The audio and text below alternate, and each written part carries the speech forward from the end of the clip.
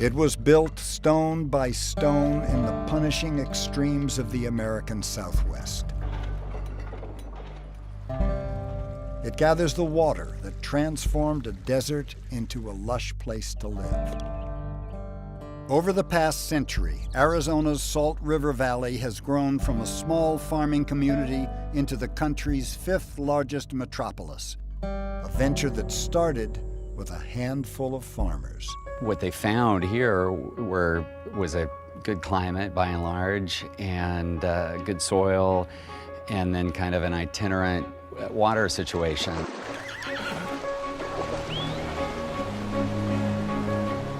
And for Arizona to become prosperous, to become a center of population and activity, required getting water to central Arizona.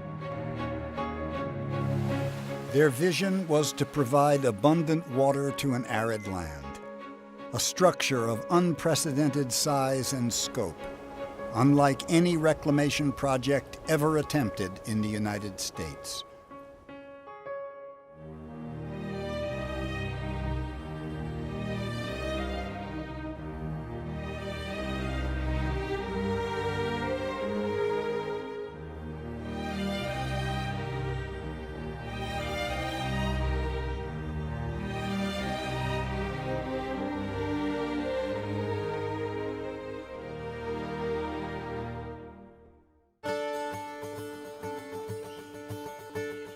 Homesteaders began arriving in the valley in 1868, and within 20 years more than 100,000 acres were cultivated and producing alfalfa, dates, citrus, figs, and walnuts.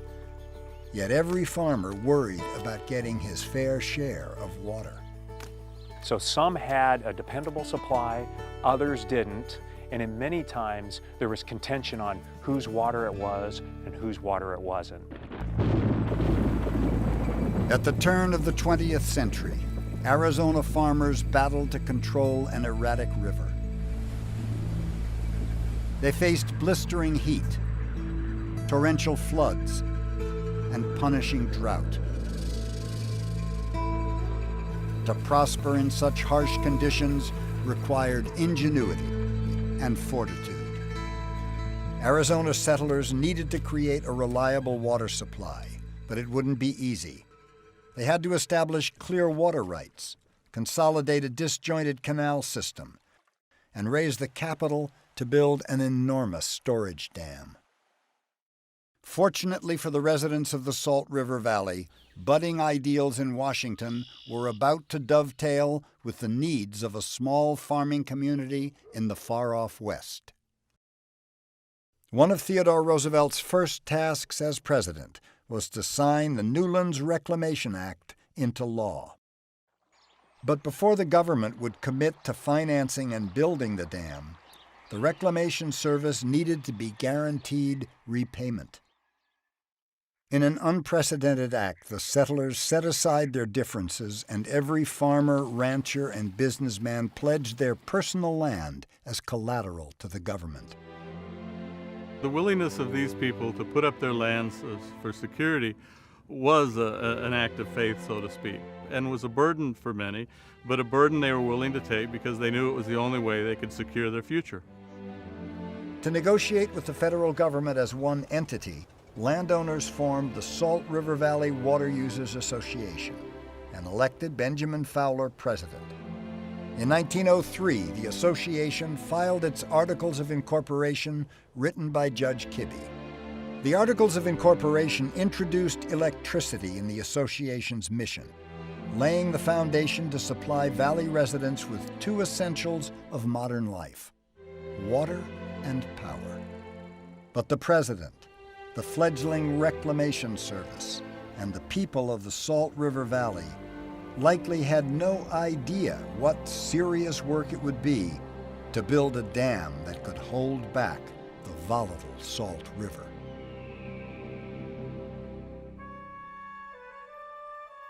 After meandering through the vast Tonto Basin, the Salt River meets Tonto Creek and flows into a narrow gorge. Known as the Crossing, this tight slot with sturdy uplifted cliffs created an ideal location to impound a massive amount of water. It would take 344,000 cubic yards of masonry stone and almost as many barrels of cement to build the entire project, which included a sluicing tunnel, power canal, roadway, and a powerhouse. And so this was a really big project that allowed the new Reclamation Service to really shine and do that engineering feat that was really quite amazing at the time. In 1905, O'Rourke and Company, the contractor, pledged to have the bulk of the dam's masonry work completed in 2 years. But unforeseen circumstances stalled progress and tripled construction time to 6 demanding years. No one had factored in the possibility of millions of gallons of water tearing through the construction site. Months of work swept away in hours. Just when they get almost to the same point that they were again, Mother Nature strikes again, and here comes another flood and washes their work away again for a second time. And we're not talking, does it just wash away the dam and the work that they've done on the dam? It's washing away all their equipment. Finally, after 3 years of painstaking preparation, the 6-ton cornerstone for the massive dam was laid on September 20th, 1906. In 1908, a writer from National Geographic described the scene. Great blocks of sandstone weighing 10 tons each are swung out on cranes and set in place. When night comes, myriads of electric lights burst forth, weirdly illuminating a busy army of toilers in a shadowy canyon. It is a wondrous scene, awesome and inspiring. The need for power to facilitate construction turned a dam initially designed for water storage into a multi-purpose hydroelectric project. With the dam almost finished, disputes over water rights in the Salt River Valley needed to be definitively settled. Well, Judge Edward Kent had to figure out exactly the specific amount of water that was pertinent to every parcel of land in the valley, about 236,000 acres. And he eventually got it all prioritized so that everyone knew exactly how much quantity they had and what their priority date was. Those water rights have been established and have provided the foundation for really the development of the Salt River Valley.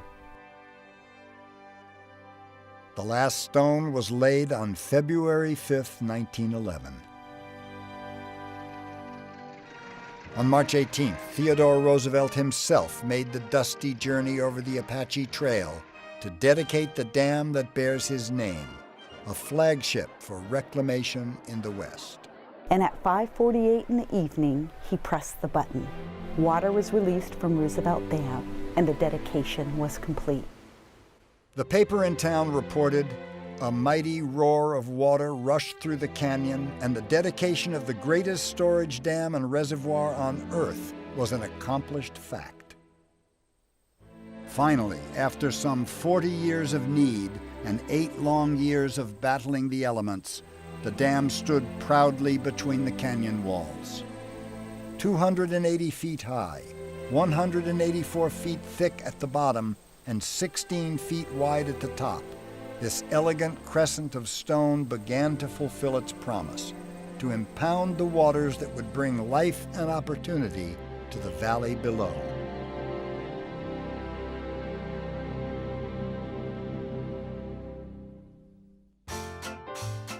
Arizona achieved statehood in 1912. By 1915, the population of the Salt River Valley had tripled to nearly 90,000 people. We have a seal for the state of Arizona, and in the middle of that seal is a drawing of Roosevelt Dam and some irrigated fields that emerge from that. And that explains a lot about how Arizona developed. In 4 short years, Roosevelt Reservoir fills to capacity. Over 20 miles long with 88 miles of shoreline, it becomes the largest man-made body of water on the planet. The new reservoir provided recreation as well as resources. With water for play and water for work, quite literally, Arizona grows where water flows. From 1920 to 1946, the elevation drop between Roosevelt Dam and the valley is put to work. 5 more dams are added to the Salt and Verde rivers to maximize water storage and generate more power for the growing cities below. The water supply gave rise to diverse economies in Arizona, but it was power that helped pay for the entire water system. By selling hydroelectricity, power becomes water's paying partner. The association and reclamation engineers knew that that power could be sold, it could be developed, and the revenues used to help finance the lower cost of a reliable water supply. By the mid-50s, the local Chamber of Commerce promotes the region as the Valley of the Sun, known for its sunshine, swimming pools, and citrus. And the 2 entities of the Salt River Project, the association and the district, become known as SRP. By the early 1960s, the valley's year-round population has grown to over 400,000 people. And Arizonans once again traveled through the desert to celebrate Roosevelt Dam's Golden Jubilee, commemorating 50 years of service. Along with a new name for the dam, new industries moved to the valley. Acres that were once groves of pecans and grapefruit are transformed into homes. SRP's boundaries have remained consistent over the last century, along with the Salt River's propensity to flood. On Valentine's Day 1980, 10 inches of rain hit the watershed and sent the season's entire snowpack rushing downstream. Ironically, Congress had just passed the Safety of Dams Act, which mandated a review of the country's reclamation projects. Of the 9 scenarios submitted, the Bureau of Reclamation ultimately adopted Plan Number 6, which, among a suite of other projects, would reinforce and raise Theodore Roosevelt Dam, creating space for more water storage and enough room for flood control.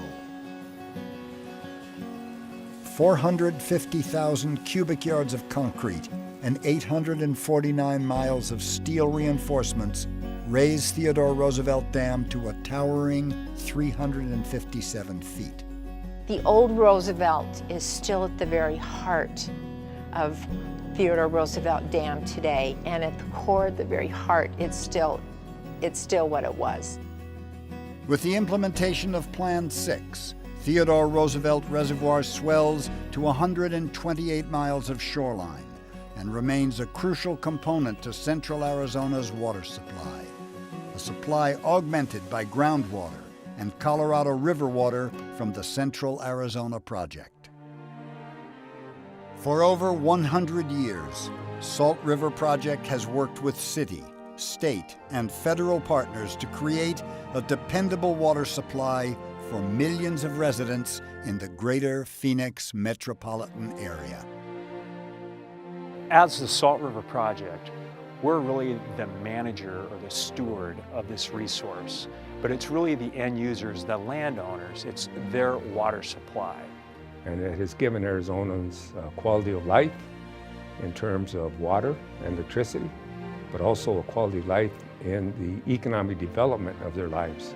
Theodore Roosevelt Dam's legacy is really about what it provides, and it provides certainty.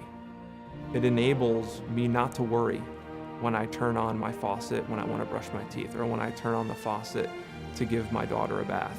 Our family has made a living in agriculture nonstop for 4+ generations here. I dare say that would have been a lot harder without the Salt River Project. So I think there's certainly a respect and appreciation for the critical role that it plays in our lives, and I think in turn we've tried to honor that a little bit by making sure that the Salt River Project hopefully will be here for another 100 years.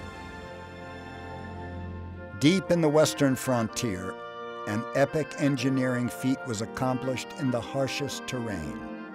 The task demanded skill, courage, and tenacity.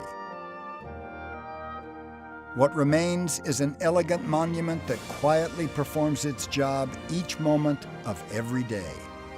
Standing proudly for more than a century, Theodore Roosevelt Dam is a living legacy to the people of the Southwest.